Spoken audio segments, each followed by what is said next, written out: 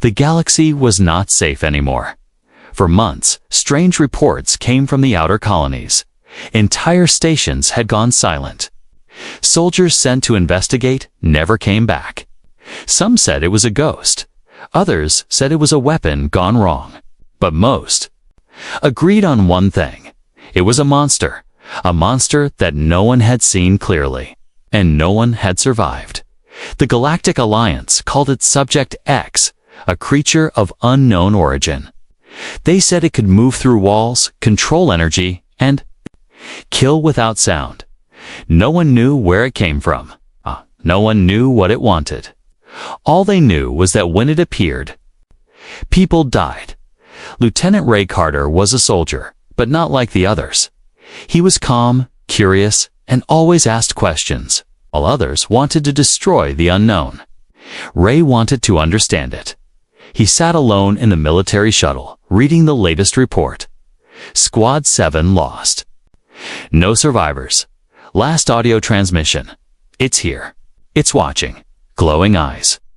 Ray closed the file and looked out of the window. They were flying toward Colony Zaytanine, the last place the monster was seen. "Are you scared, Lieutenant?" asked Sergeant Miko, sitting across from him. Ray smiled slightly. "No, just thinking." "Don't think too much. That thing doesn't care if you're smart. It'll tear you apart like the rest." Ray didn't reply. He just looked down at his hands and whispered to himself, "What if it's not a monster?" The shuttle landed. The team stepped into silence. Colony Zaytanine was destroyed. Buildings were burned. Metal was melted like plastic. No bodies were found, just shadows on the walls, as if people had turned to dust in a flash. As they moved deeper, the soldiers whispered to each other. "There's no sound, no animals, no wind, nothing." Ray walked carefully, scanning the area. Something felt wrong. Not evil, but sad. Like the colony itself was crying. Then he saw something strange, a journal, half buried under rubble. He picked it up. The cover was torn, but words were still clear. "Help me. I didn't ask to be born." Ray's eyes narrowed. Oh. The handwriting was human, but mixed with alien symbols. Suddenly, a sharp sound cut through the silence. Movement? Sector 3. Someone shouted. The team ran. Ray followed, but he was slower. His eyes were on the journal. He turned a corner and stopped. The hallway ahead was dark. Cold, he felt like something was breathing near him, but no one was there. He raised his weapon. "Who's there?" He called out, no answer. Then, glowing eyes opened in the dark. They were bright blue, not red, not angry, just watching. Ray froze. His heart pounded, but he didn't move. The creature stepped forward, tall, thin, wrapped in strange dark armor that looked like it was part of her skin. She didn't growl. She didn't attack. She just looked at him and spoke. "I don't want to hurt you." Her voice was soft, calm, like wind moving through trees. Ray didn't know what to say. He slowly lowered his weapon behind him. The soldiers shouted again. "Target spotted." The creature turned her head, and in a flash of light she vanished. When the others arrived, the hallway was empty. Ray stood there alone, heart still racing. "What happened? Did you see it?" Miko asked. Ray nodded slowly. "Yes, I saw her." Her Miko raised an eyebrow. "You mean it?" Ray looked down at the journal in his hand. "No, I mean her." Back on the ship, the officers argued, "We have to destroy it. It's too dangerous." But Ray stayed quiet. In his room, he opened the journal again. The last page had a new message written in glowing ink. "You're not like the others." Ray touched the words gently. For the first time, he didn't feel fear. He felt curiosity. And maybe something more. A connection. Who was this creature? Why did she speak to him? And most of all, why did she look so sad? Ray didn't have answers, but he knew one thing. He had to find her again. Not to kill, but to listen, to understand. Even if the whole galaxy feared her. He didn't. Not yet. The stars outside the window didn't blink. They simply watched. Just like her, Ray Carter stood alone on the deck of the ship, staring into the black sky. He had seen many strange things in the galaxy, but nothing like her. Her face, her voice, her glowing eyes, they haunted him. Not like a nightmare, but like a question with no answer. You're not like the others. Those words stayed in his mind like a whisper that wouldn't fade. Everyone else still called her a monster. But Ray had seen something different, something lost, and maybe, just maybe, something human. Inside the military war room, voices were loud. Lieutenant Carter made contact with the threat and failed to neutralize it. He should be court-martialed. Ray didn't speak. He let them yell. He had already made his choice. When the officers asked what he saw, he lied. I never got a clear look, he said. It escaped too fast. He didn't trust them. They didn't want the truth. They wanted control, so he gave them nothing. Later that night, Ray opened the strange journal again. The mix of human and alien writing made his head hurt, but one page caught his eye. A rough drawing. It was her. Not as a monster, but standing beside. A child. Dre stared at it, confused. Was it a memory? A dream? A message? Then he saw something even stranger at the bottom of the page, written in glowing letters. I waited. You didn't come. He felt a chill. She was watching him, even now. The next morning, a surprise order arrived. Ray had been assigned to a new mission, return to Colony Zetanine. This time with drones and scanners. His job, map the ruins and report any strange signals. It was a trap, and he knew it. But he didn't care. He wanted to see her again. The colony looked even darker this time. Fog hung in the air like smoke from a dead fire. Ray moved alone, holding a small scanner. It beeped quietly, picking up traces of energy too wild, too unstable. Her energy. He followed the signal to an underground tunnel, hidden under a broken trot moss. Hidden under a broken trot building. As he entered, the air changed colder, quieter. And then, a sound. Not a growl, not a scream. A soft hum, like someone singing. Ray moved slowly toward the sound. His light flickered and then went out. Total darkness. Kylara. He said softly, no answer. He waited. Then a faint light appeared. She stood a few feet away, her body glowing faintly like moonlight on water. She didn't move. She just watched him with those same eyes, blue, bright, and full of something he couldn't name. Ray lowered his weapon again. I'm not here to fight, he said. She tilted her head, curious. Why come back? I had questions. You want to understand the monster? Ray took a breath. No, I want to understand you. There was silence. Then she stepped forward. One step, two, top, close enough that he could hear her. Breathing, if she even breathed at all. They made me, she whispered. Not born, built, changed. Who? Ray asked. Humans, aliens, scientists, names don't matter. They hurt me until I forgot who I was. Ray felt his chest tighten. They feared me, she said. So they locked me in darkness. Her voice shook. Not with anger, but with something softer. Pain. Ray slowly reached into his pocket and held up the journal. I found this, Ellie, he said. Is it yours? She looked at it and nodded once.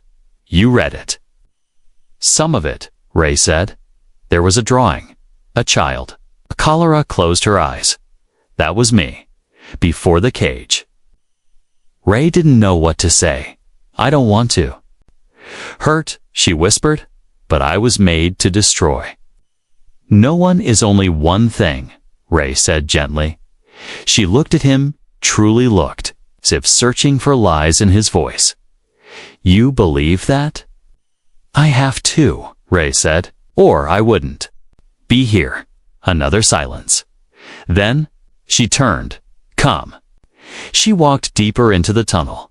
Ray followed, not as a soldier, but as a man chasing the truth.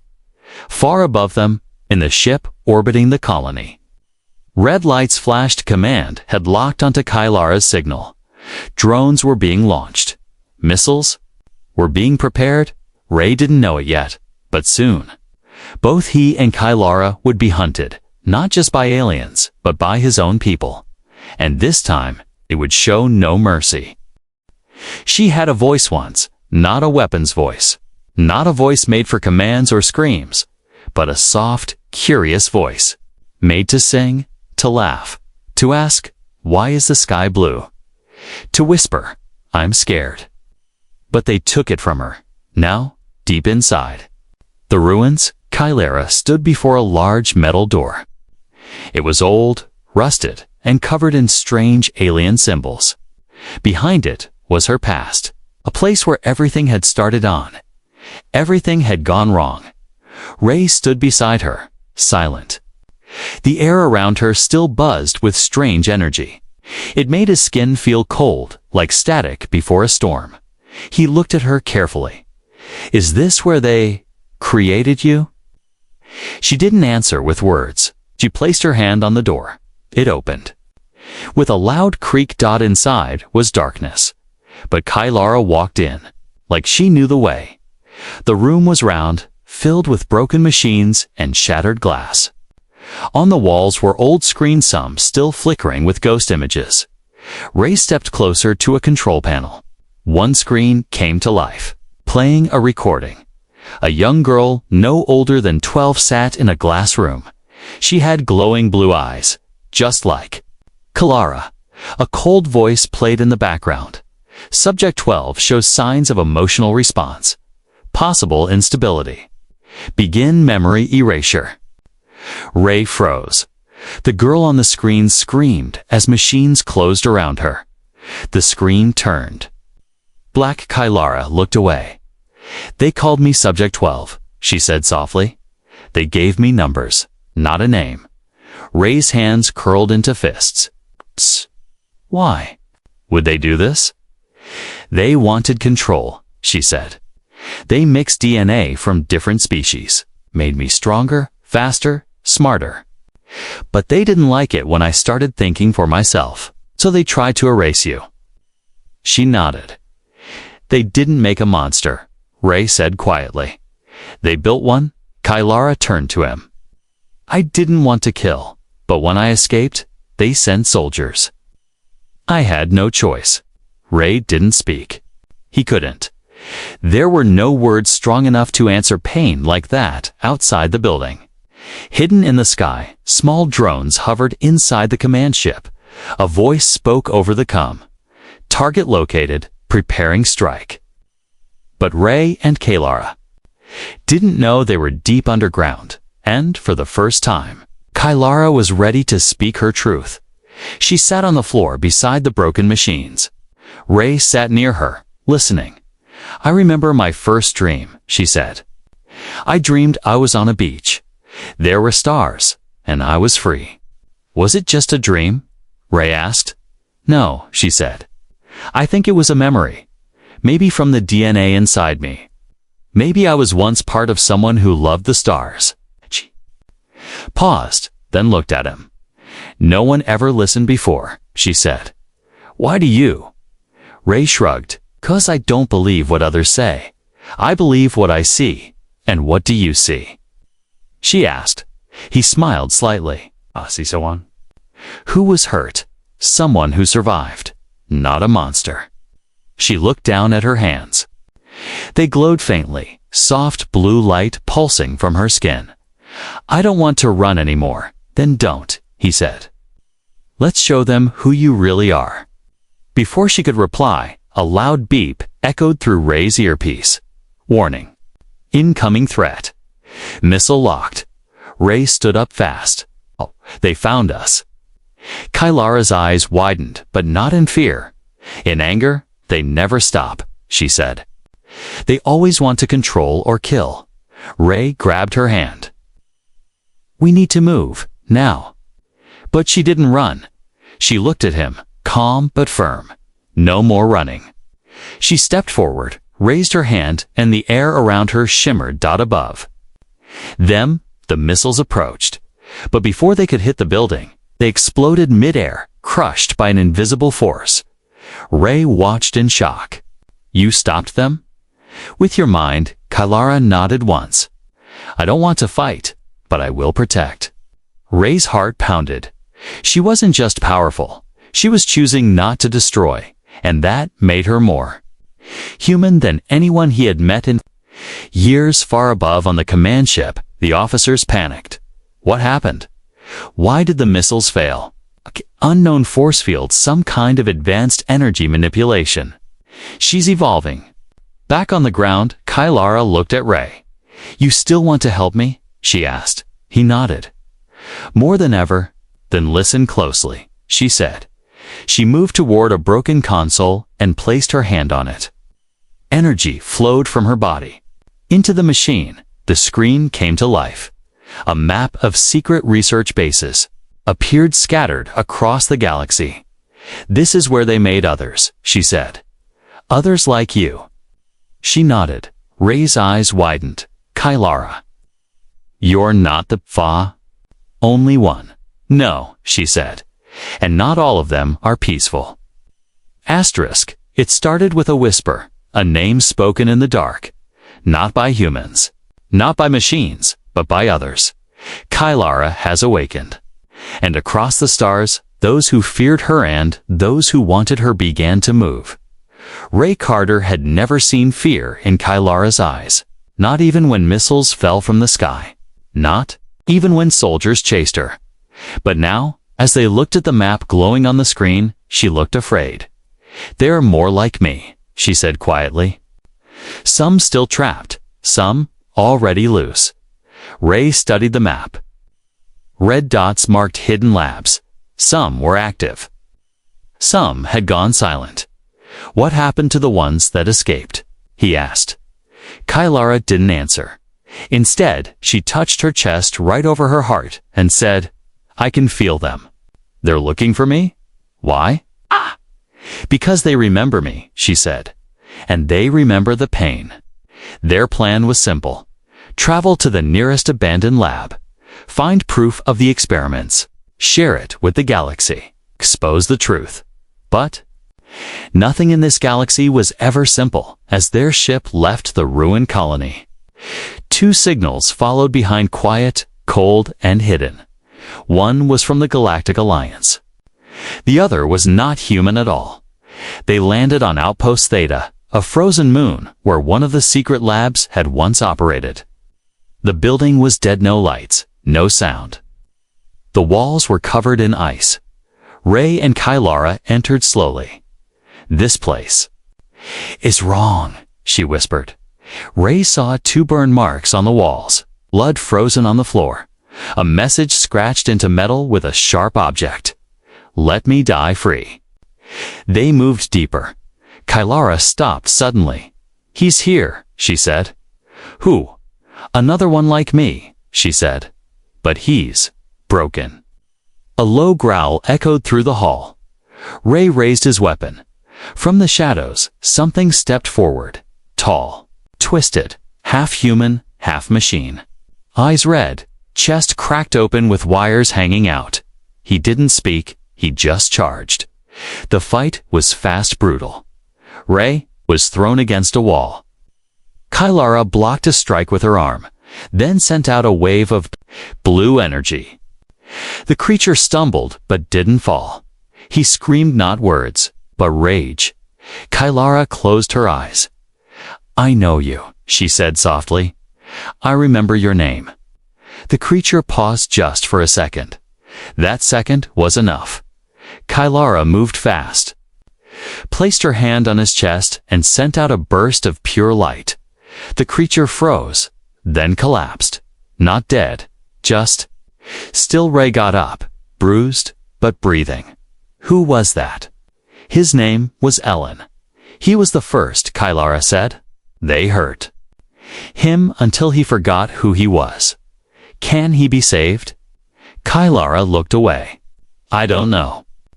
As they tried to reactivate the lab's data core, a message arrived intercepted through Kylara's energy link. A voice, cold, robotic. Return to containment. You belong to us. Ray's face hardened. They're coming. Kylara nodded. Not just them, the others too. Ray looked at her. Then we run. She shook her head. No more running. We can't fight all of them. We don't have to, she said. We just need to show the truth. With the data recovered, they escaped into the snowy storm outside. Ray uploaded the files to a hidden satellite, which would send the truth across the network. But before the signal could reach the stars, the sky lit up red. A ship appeared above them, a stealth-class hunter ship. The Alliance had arrived, and so had another. From the other side of the moon, a second figure stepped into view, tall. Elegant eyes, silver like ice, another creation. But this one was smiling. You've grown strong, sister, the figure said. Kylara's hands glowed. You shouldn't be here. Ray stood between them. Who is he? Kylara's voice was cold now. His name is Varen. He wasn't built to feel. He was built to conquer. Varen laughed. And you were built to obey. Yet here we are. From above, the Alliance sent out a warning. All targets identified. Prepare for elimination. Caught in the middle. Ray and Kylara were surrounded. Two enemies. One mission and no escape. Kylara turned to Ray. Are you still with me? He didn't hesitate. Always. She smiled softly. For just a moment, the light in her eyes was warm. Then, it changed sharp, powerful. She raised her arms, and the ground beneath them shook. Snow rose into the air. Light burst from her chest, and she said just 3 words. Let them see. Before she was Kylara, she was just a number. A voice behind glass. A shadow in a cage. She had no name. No home. Only the hum of machines. And a ceiling of cold white lights. Now she stood in the middle of that same room deep beneath the surface of the moon where the lab had been hidden. The machines were silent. The glass was broken. But the memories were still here. Ray stepped beside her. His boots crunched over shattered data chips and broken metal. This was the beginning. She said, your beginning. No, she said, my ending. She walked to the far corner where a metal table stood against the wall. It was rusty now, but the shape was familiar. Her body remembered even before her mind did. They tied me here, she whispered. Every day, needles, wires, voices. No one ever spoke to me like a person. Ray felt a knot in his chest. You were a child. They didn't care. They only saw power. A soft blue light appeared from her hand, glowing around the walls. Hidden markings lit up old logs, voice recordings, test results. They floated. In the air like ghosts, one recording began to play. Subject 12 shows advanced adaptation, faster healing. Emotional response still present. Recommend termination if empathy levels rise further. Ray looked away. Kylara didn't blink. Another log appeared, this one from a female scientist. She asked me what stars were today. She said she wants to see them. I told her she might. If she's a good girl, Kylara closed her hand. The light faded. She never showed me the stars.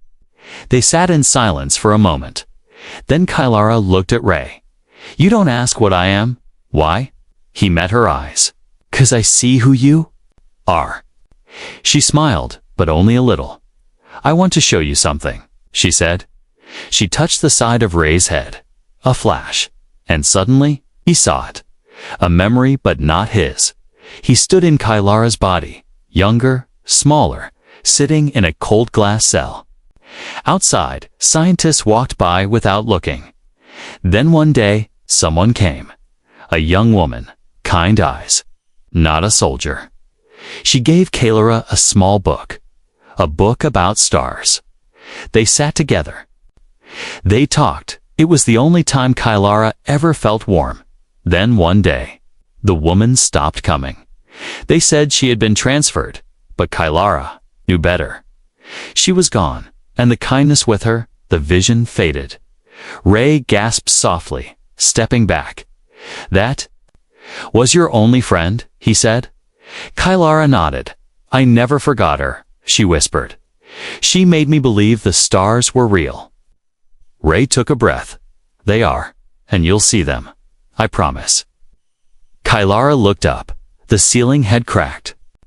And through the hole above, a small patch of stars now showed tiny, distant, but real. She smiled again. This time, fully. But the moment didn't last.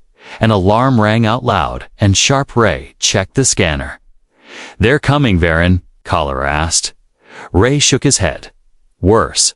The Alliance. And they've brought a new unit." Face hardened. "They won't let me go. Not now." "Then we don't let them catch you," Ray said.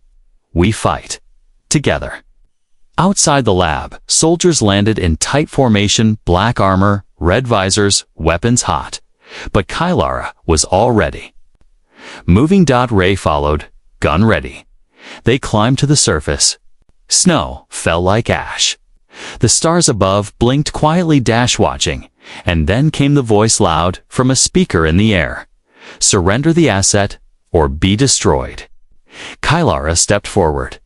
"No more cages," she said. Ray stood beside her. "No more lies." From the hilltop, a figure appeared. Varen, not smiling this time. "I told you," he said. "You can't hide forever." Kylara looked at Ray. He was created without limits. No empathy, no fear. "Then what does he want?" She answered simply. "To take me back, or to break me apart." The sky lit up with fire. The snow shook, and Kylara finally spread her arms wide, not to attack, but to show them all. The world would see her, not as a weapon, not as a monster, but as the one who survived and chose to feel. Some truths don't scream. They whisper. They don't come through orders or explosions. They come through choices. And someone, somewhere, must always bleed for them. Kylara stood. With her back to the fire, smoke rose behind her thick and black as the ruined lab burned.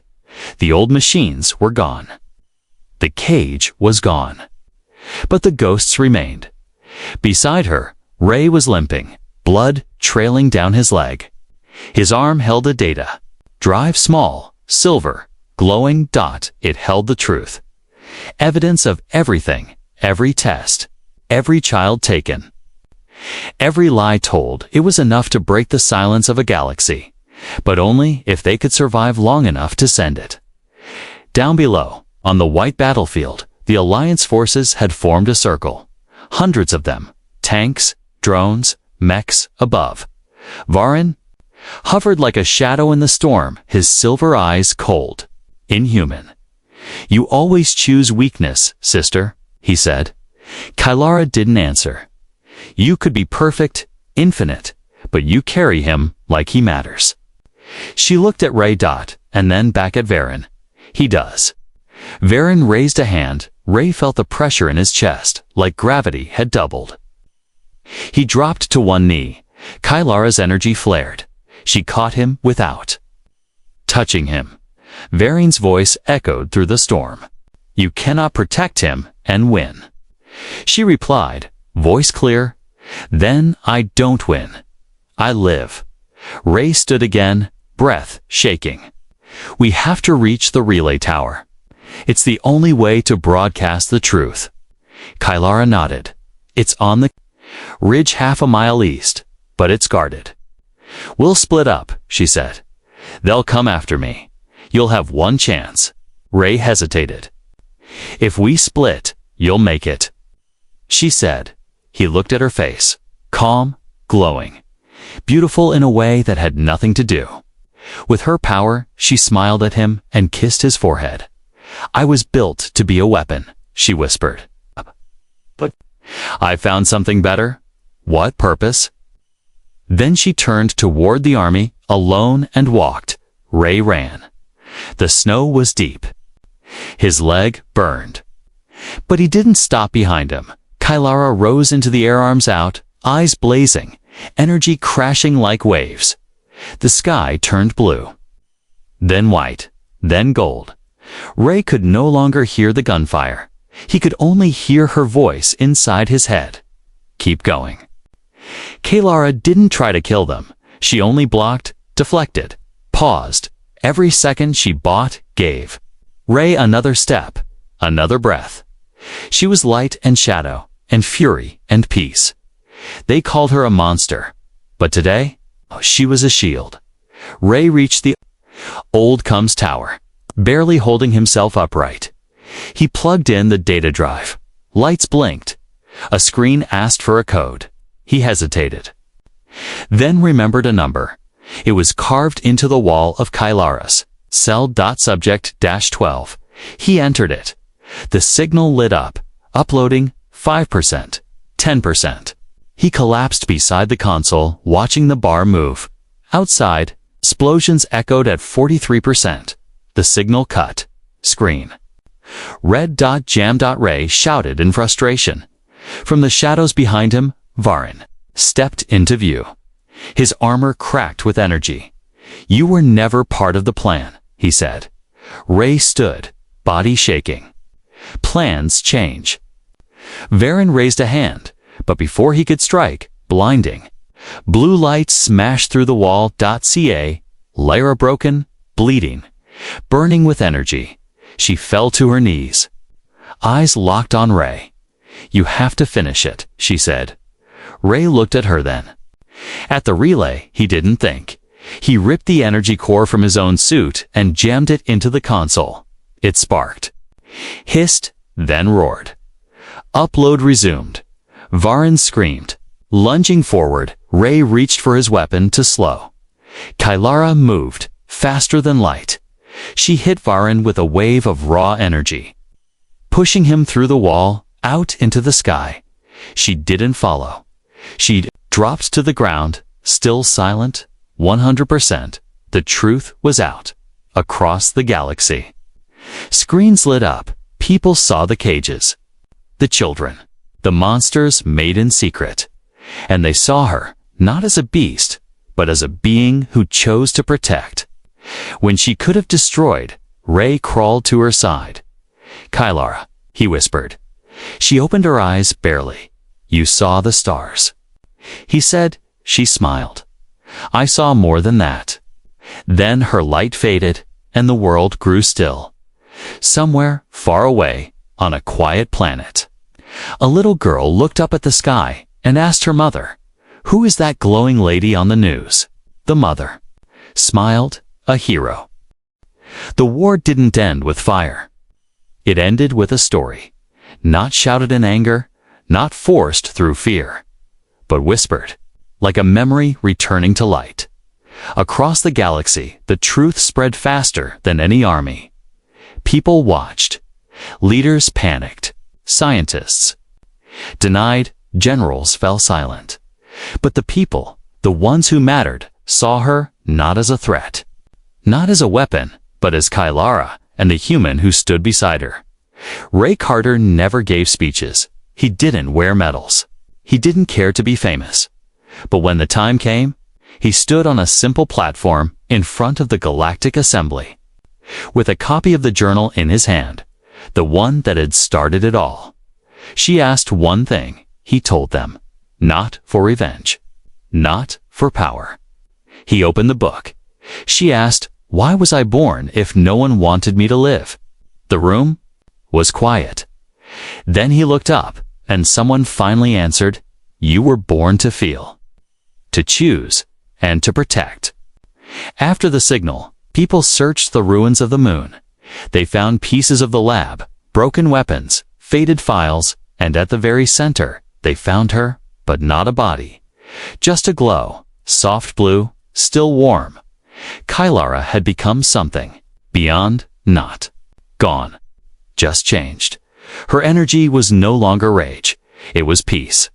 Ray returned to Earth, not as a hero but as a man carrying a promise.